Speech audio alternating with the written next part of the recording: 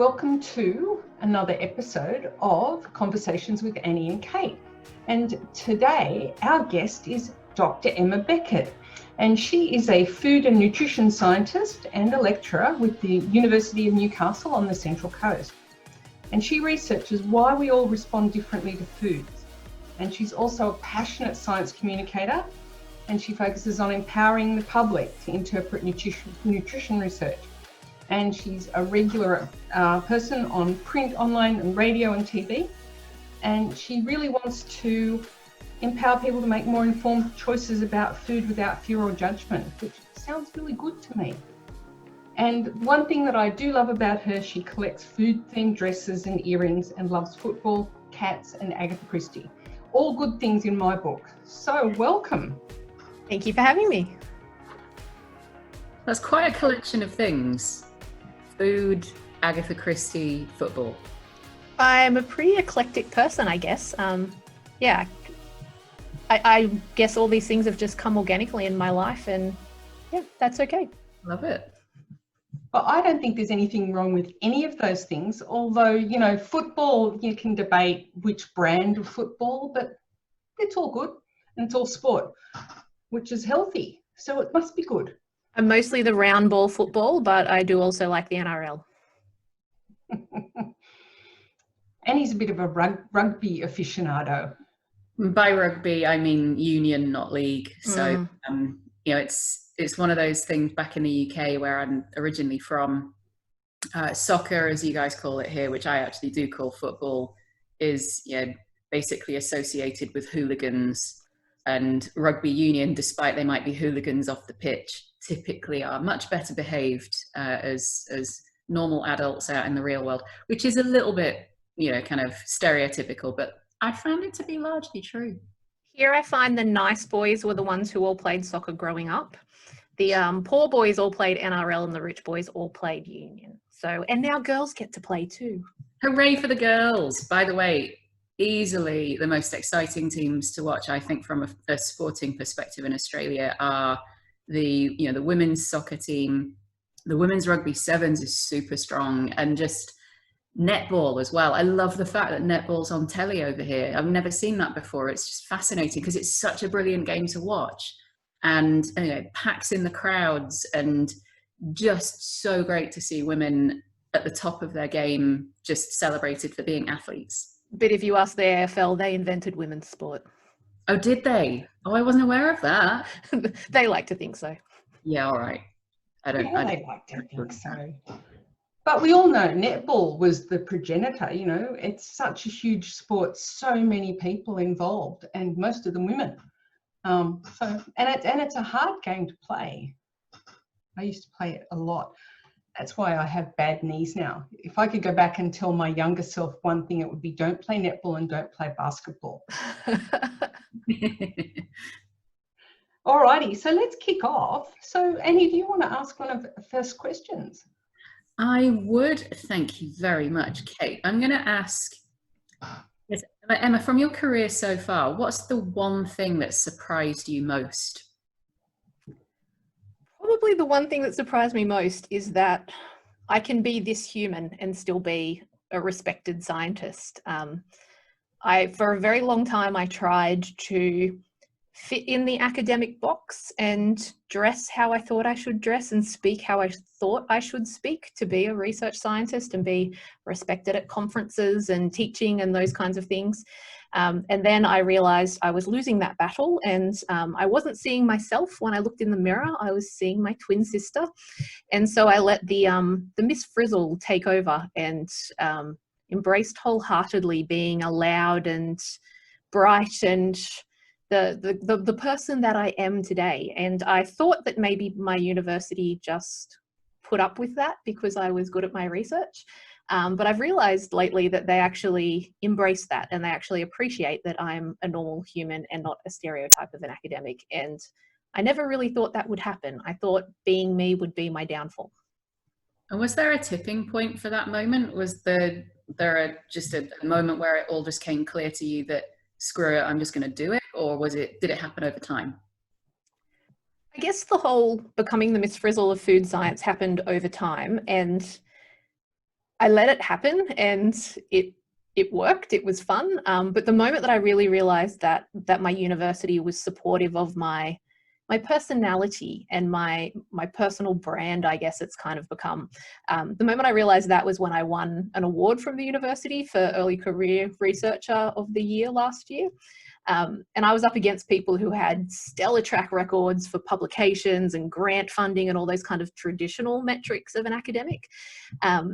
And the fact that I won says that my university actually is valuing what I'm doing with outreach and who I am as a human in science, and not just what I do with my actual on paper research. And that really knocked me over. It blew me away that's something that a university, an academic institution can appreciate. So yeah, that's the thing that surprised me the most. That's really interesting that you say that, because it calls out all of those stereotypes that we all have of the default human. A lot of us have a default human that's male, and a lot of us have a default older white-haired gentleman who is, you know. So it's really interesting that you had that insight and you're able to leverage it at the start of your career to build your career being true to yourself. Yeah, I'm really lucky because I'd never seen anyone like me in academia, which made me think it wasn't allowed. And, you know, some people don't like it, and I do get some negative comments about my outfits and earrings and things. But for the most part, people have been accepting of it and have embraced it. And yeah, I think it's good that, you know, maybe I can be that role model for some people in the future, because I didn't get to see anyone like this going through my university. Yeah. Oh, I work in a university, so I know how many white-haired older white gentlemen we have there. I'm really interested to hear about what is the one thing that you will never do again?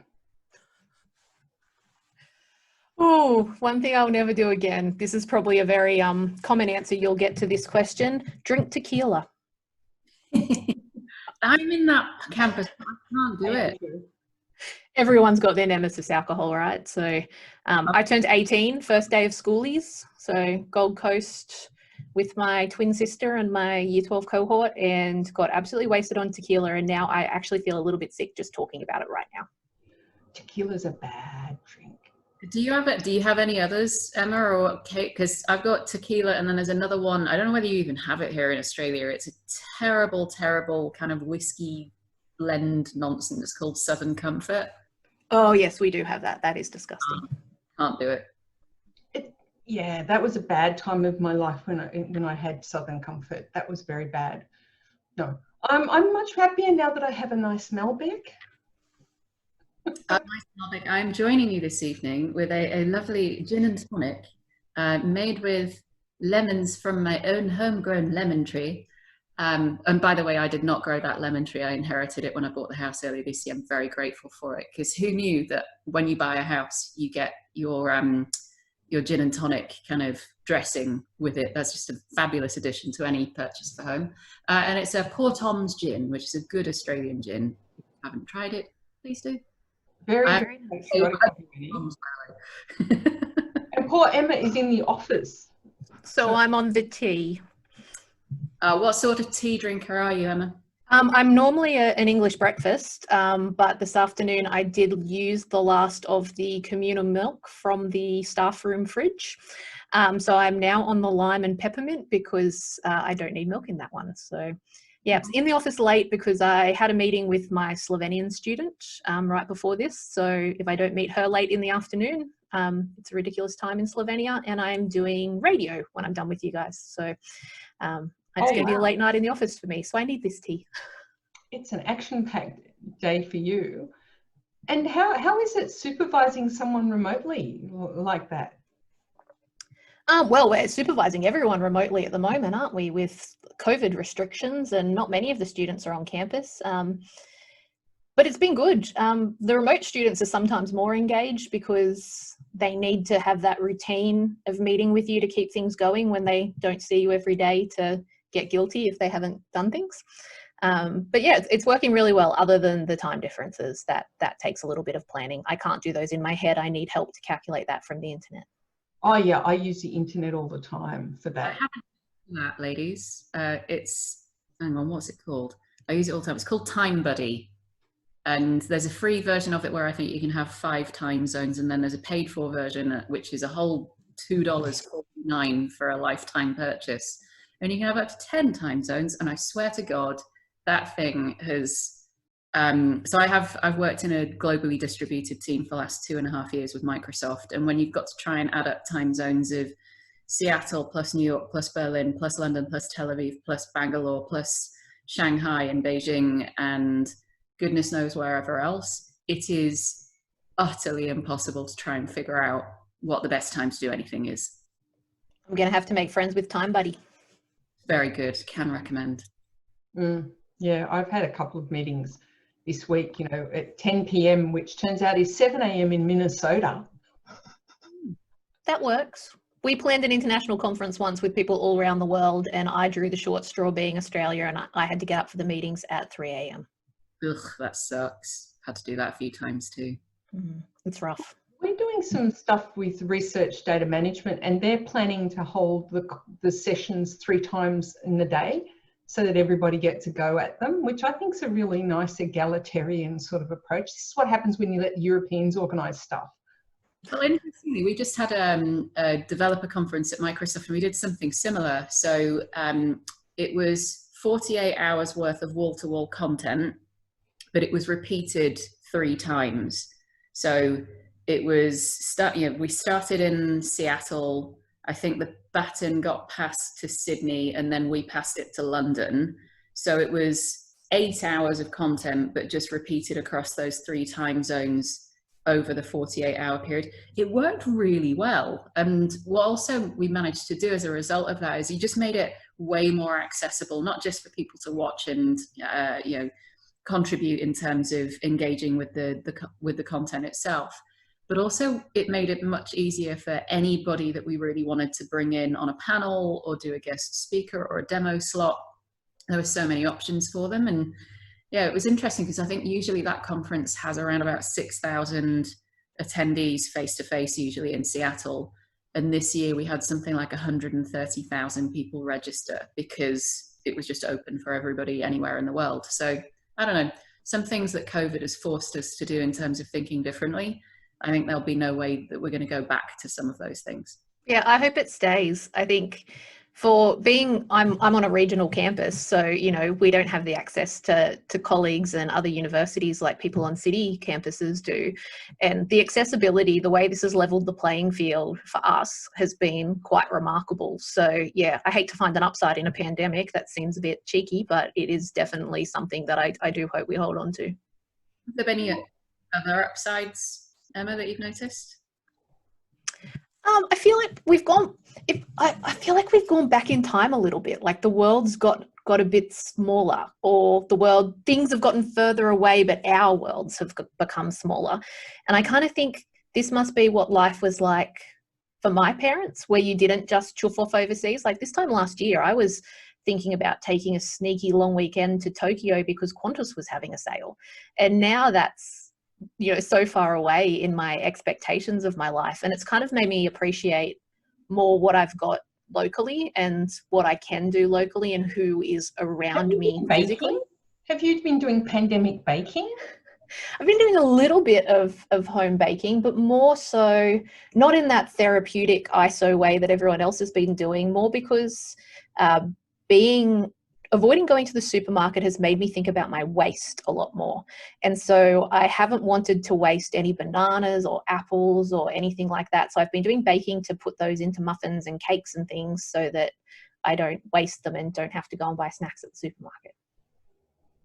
Yeah, I found myself making banana bread for that very reason, because the bananas were going off. And then I ate it all. It was delicious.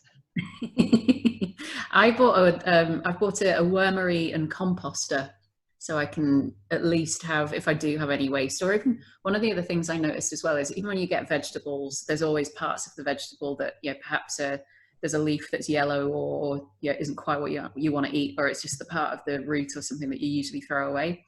chop that up, put it in the wormery, bingo bango, food for your other stuff that you're growing out the side of the composter. So it's very exciting this morning. I've got tomatoes growing out the side of the composter. There are flowers on them, people. I'm going to have tomatoes soon. I feel like a mother. I'm very excited. I got an avocado tree out of my compost. I have a bokashi, the fermentable, it's an anaerobic fermentable compost. So it's all compact and it doesn't smell. And apparently it's really good at breaking down the outside of the avocado seed so that when you dig it into the garden, avocado trees grow. So I've been giving away avocado trees to all my friends. So now I own a house with an avocado tree. I think that makes me a millionaire. I think it should. That is pretty cool. It's a property portfolio, surely. Definitely added value to your house, put it that way. Definitely. So I'm interested in how it's going with your students. How are they finding things during the pandemic? Oh, it's been interesting. I think we're very lucky that most students are digital natives these days. So when we transferred our undergraduate teaching online, most of them adapted amazingly to it.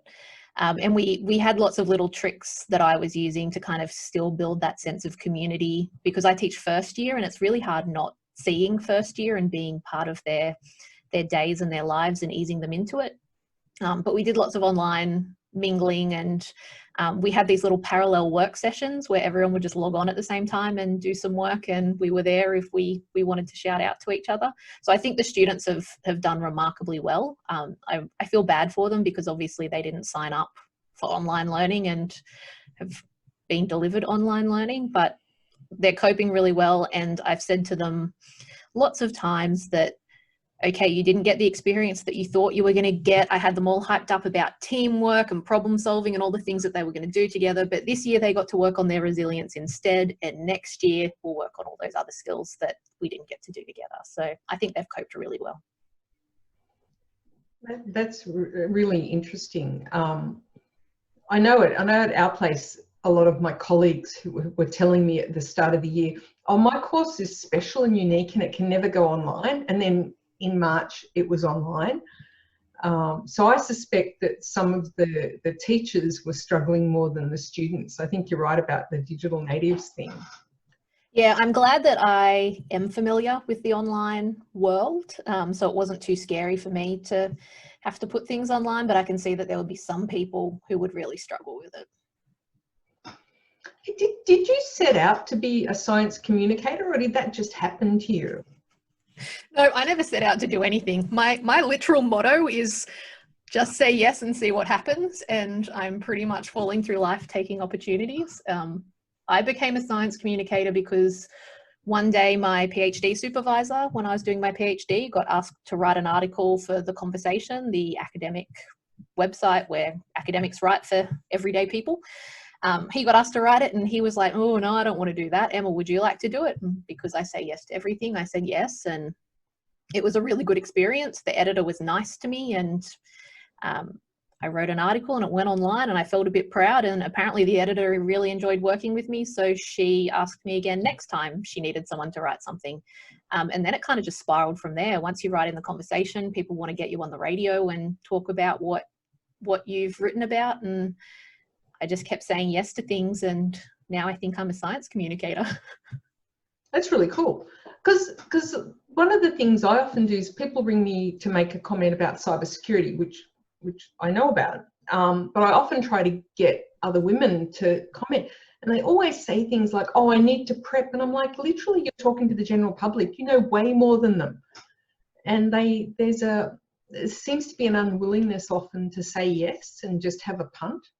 I don't know whether it's an unwillingness. I think you're right that a lot of women, so I've just I've been doing a whole bunch of discovery interviews with female founders. Literally, I'm like knee deep in it right now. And it's been fascinating to hear just of the female founders that are, you know, sort of a couple of years into their experience. If you look at their qualifications and their subject matter areas of expertise, they are so overqualified, like double degrees and PhDs and 15 years of corporate experience or 15 years of domain experience. before they took the leap of faith to start a company. And then if you speak to other women who are perhaps, they have the profile of a founder to be in the future, and you ask them why they won't do it or haven't done it yet, I'm not done yet. I don't have enough experience. I don't feel confident enough. And it's sort of a little bit to what you're saying, Kate, around women tend to want to feel like they are 100% ready before they throw themselves into that kind of new environment and new experience, because they feel like they're not prepared. And I don't know, I don't know whether the average male white guy would feel the same, but what do you think, Emma? Well, I never feel prepared. That's why I call it falling through life, taking opportunities.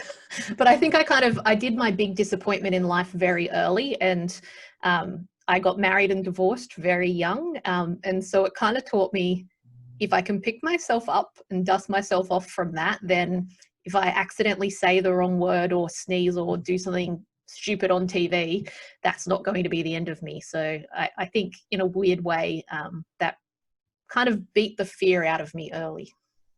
I think you're right. Sometimes the fear of the potential failure is greater than the sort of the upside of whatever perceived risk you're taking might actually give you. And once I've seen any founder, and it doesn't have to be a male or a female, it's literally just the first step taken give enough confidence to keep taking the next step, and the one after, and the one after that, because you realize actually it was never that hard. It was just all kind of that perceived risk in your head. If worst case scenario isn't dying, I'm doing it. Probably put on a t-shirt. Maybe I can sell that. I think so. You heard it here first, people. Patent it quick. I think that a lot of people would buy that t-shirt. So it probably exists on the internet already. Everything does. It's Rule 34. Nothing's new anymore. It's very true. Hey, so Emma, I've got a question for you. Before we started recording, I commented on how beautiful your dress is. And you mentioned earlier around how being your authentic self at work was really important to you, kind of really feeling like you could step into your own personality and be your authentic self every day. Was the dress part of that, or was it the other way around? You felt your authentic self and put the dress on, or is the dress part of your way of getting ready for the world every day? Kind of both. So I used to always wear very loud clothes all my life. I've always had the colors in my hair, and I've always been a loud dresser. And then when I got a grown-up job, I started wearing black and beige and all those things I thought I was meant to wear. And I got my first food dress because someone I knew had designed it, and it was a donut dress, pink with donuts on. And someone I knew was the artist, and so I bought it partly to support her, partly because I thought it was just a bit of fun. And it started conversations about food, and everyone went, "Oh, that's cool because you're a food scientist." And then they went, "Oh, but can you wear that because you're a nutritionist?" And then that started conversations, and then that became my dress that I wore whenever I did anything where I'd see people, like conferences and meetings and things. And then I realized through the internet, there's hundreds of those kinds of dresses out there. So I started buying one at a time, and eventually I morphed into a person who only ever wears food print dresses and only ever wears food print earrings. And it's kind of become a thing, but is just so naturally me. I feel so comfortable. Someone said to me the other day, "How easy is it being good at your job when you don't have to worry about who you are?" And that really resonated with me. It's for me, this just helps me bring the happiness and the connection with people. It's amazing how many conversations a dress can start. And then this has morphed into me doing that. Every morning on my social media, I post a photo of a new dress or a new dress earring combo, and add a food fact or a nutrition fact to it. So it's become a way of connecting with people, but also connecting with me. So I'm comfortable, they're comfortable, everyone's comfortable, and information's flowing, and it's not an awkward academic public interaction anymore. I love that. I love it. I wait for them every day just to see them, because it just makes me smile. But I'm also really interested in your bio. It says that you want to empower people to make more informed choices about food without fear or judgment. How did you come to having that perspective? Well, I'm a fat nutritionist, so I've experienced a lot of that fear and judgment, because the favorite thing that people like to go to is, how can you possibly know about nutrition? You're chubby. And I'm like, that's my PhD right there. That's how I know about it. But I guess for me, I'd noticed there's a lot of nutrition education that is based around telling people what to do. And there's a lot of marketing around selling people the hope of what they can be. And that's really very conflicting to people. It's very easy to buy hope. And why would anyone listen to a dietitian wagging their finger about what they should and shouldn't do? So I guess my thing is more, don't tell people what to do, give them information and let them decide what to do with it. Because, you know, people, not every food choice is about health. People are people, and they're complicated, and they live complicated lives. And I think food's become too much, it's too polarized one way or the other. You either follow the trends or you do exactly what the dietitians tell you to. And having this education is a privilege. I'm not smarter than anyone. That's not why I know more about nutrition. I'm just very lucky that I've got to have this education. So I think there's an obligation, I guess, to share that information with people, but let them make their own decisions with it. Like, sometimes I post about food and I say, you know, this food is good for you for these reasons. And people say, oh, well, you can't tell me to eat that. And I'm never telling anyone to eat that. I'm just telling them a fact about food. If they want to eat it after they know that fact about food, great. If they don't want to, that's okay. There's lots of other foods in the world. Yes, food is a weird subject. People are very judgy about food. It's very really weirdly so.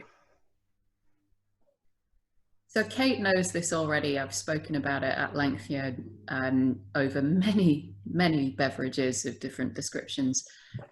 I grew up in my sort of late teens, early 20s, having an eating disorder. I was bulimic for a long time. I controlled food. I needed to control it, and I would congratulate myself if I skipped a meal. I would take laxatives if I ate something I thought was bad, in inverted commas. And just, it got to the point where my brain pathways, I think, just work differently to different people. And it's taken me so long to reprogram my brain to go, it's okay to have a piece of chocolate. It's okay to eat badly or have hot chips and a pie if you want to. Just don't do it every day. And I know all these things to be true in my head, but it's still really hard some days. And I don't know, do you have any advice for folks out there that might be struggling with those sorts of things as well? Well, I think the first step is always be kind to yourself. I think there is so much shame and guilt around eating. And because we've all been raised with diet culture and healthy swaps and cutting XYZ out and all those things that were meant to be helpful, but have just become so problematic. And then that flipped to just eat clean and just eat righteously, and as long as you eat fresh whole foods, everything will be okay. And then that just puts the guilt on the fast foods and the processed foods and the convenience foods and the things that need to fit with people's lives. And so I guess I would say to people who are feeling like you felt, that your diet is your own. It's no one else's business. But it does become, when food becomes a coping strategy in either direction, it does become problematic, and that's when you want to ask for help. And help is there. And I think a lot of people think because we all eat, food should be easy. And that if you can't eat right, for inverted commas, if you can't eat right, then there must be something wrong with you. And people think they need to fix themselves if they can't lose weight, or if they can't stop binge eating, or if they can't stop restricting their intake. They think there's something wrong with them. And it's not that there's something wrong with them, it's that the culture around food is incompatible with that existence. And you can get help to be able to do those things the way you want to do them. But the motivation for doing that should be yourself and what you want to be and your health and your motivations for health, and not what someone else wants you to be. Sorry, that got a bit ranty. No, that was great. And it's really interesting for me because I had a different problem. We all have problematic, I think a lot of women have problematic relationships with food. I was using food because I was working really long hours, and I was using excess carbs to keep me going because I was sleeping poorly at night, and then I'd have a very long day with a lot of meetings, you know, sometimes from 7 a.m. till 7 p.m. And so I would just eat carbs, and that would keep me going. And that was a really dysfunctional way to be. And I had to find some balance in my life and find a way through that. But it was only when it finally dawned on me that I was using food to keep me going during the day. And then I would miss dinner and it would be late and I wouldn't want to cook. So I'd drive through McDonald's on the way home, which was just the cherry on top, really. You know, so I think more and more people, not just women, but people have problematic relationships with food, and we need to find a balance for us. And I think Annie's been really inspiring because she's found a balance for her. And I'm starting to find my way to a more balanced relationship with food. With a whole It's hard though. It is hard. It's a journey. Like, I used to have a really messed up relationship with food, and it took a long time. You know, I've been everywhere in my adult life, from 50 kilos to 150 kilos. And now I'm in the middle. I'm the healthiest I've ever been. I wasn't healthy when I was 150, and I wasn't healthy when I was 50. And it's a process to get that relationship with food. But I think often when we're giving people advice and recommendations and, you know, selling diets on the internet, we forget that these are people, that they're people who are eating this food. And if a diet doesn't fit with their lifestyle and, you know, can't work for them, what good is it? So yeah, if it doesn't fit with your timeline, I'm the same. I will eat really bad food when I'm really busy. And I thought that I was a bit worried I was going to gain weight during COVID ISO, not because I was worried about gaining weight, because I'm well past that in my journey with my body, but I was worried I wouldn't fit into my pretty dresses anymore. And so that's one of the reasons why I kept getting dressed up every day, even though I was working from home. Also partly because I wanted to keep doing the selfie on the internet for the normalcy. But I was worried I wouldn't fit into these dresses anymore. And it turns out, even though I've stopped going to the gym and playing hockey, I used to play hockey once a week and go to the gym 3 or 4 times a week. I thought I was definitely going to gain weight just sitting on my butt at home. I've not gained a single kilo. I've not gained a single gram. I'm the exact same size I was at the beginning of March when I stopped exercising. And it's because being at home, working at home, I've been able to set my own timetable. So I've been able to eat when I'm hungry. I don't have to eat when it's the lunch break between my 4 meetings in a busy day. I don't have to inhale some food before I rush into the lab. I don't have to sit down and eat dinner because it's dinner time on someone else's schedule. So it actually lockdown gave me time to eat better. And I'm going to try and keep those habits now that I'm out again. It's a great idea. And just one other thing on how our society shapes the way that we think about food. For me, it was this just obsession with being skinny and not being strong. So, you know, when you just said earlier about you've been 150 kilos and 50 kilos, and at neither point of that spectrum were you ever healthy. The healthy part is the part that I think we miss the most in terms of the narrative that we often see in media. And I know everybody, you know, slates the, you know, sort of press and TV coverage here in Australia. It's the same in the UK, it's the same in the US. We are literally just plastered on the front pages of everything and on the top news stories about a woman losing weight really quickly after being pregnant, or a woman who's been on this new crazy ass diet that's helped her shed 15 kilos in 3 weeks or whatever. And it's just, when do we celebrate strong? When do we celebrate a woman who, like Serena Williams, coming back after having a really problematic pregnancy and then getting to the finals of various different tennis championships around the world and Grand Slams, and just why aren't we celebrating that? It's even more than that though, isn't it? Because it's not just about celebrating strong and fit and healthy, because that's not everyone's goal, and that's not everyone's focus. Like, my body is amazing because it's where my brain lives, and it's the thing that gets me around and does all the things I want to do in a day. And it doesn't need to be the fastest or the shiniest or the thinnest or the strongest or anything to be a body that's celebrated. And I think we need to get to a point where all bodies are celebrated for being the amazing networks of connections and chemical reactions that they are. And the fact that we even exist from a biological perspective is bloody amazing. And let's just celebrate that rather than try and fix them all the time.